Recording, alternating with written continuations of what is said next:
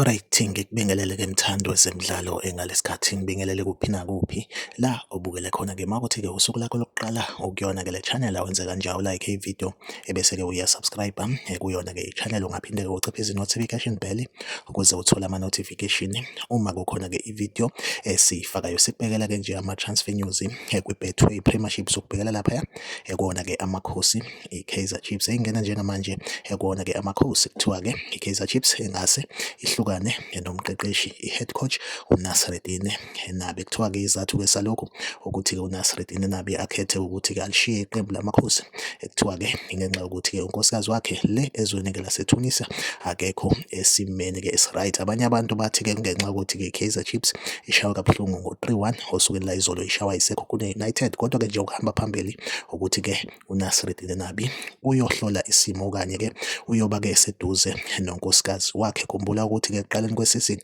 uNasreddine Nabi wayengekho ukuyobheka unkosikazi wakhe ongekho esimeni esikahle le ezweni-ke seTunisia. So isona-ke isizathu-ke esenza ukuthi-ke lo mqeqeshi alishiye iqembu lamakhosi. Sesilinde ukuthi-ke i-Kaizer Chiefs kube iyona esi-update-ayo ukuthi-ke lo mqeqeshi uselishiyile laphaya iqembu le-Kaizer Chiefs. Like ividiyo, usubscribe kwi-channel, mina nawe asihlangabezane kwividiyo elandelayo. Nisale kahle.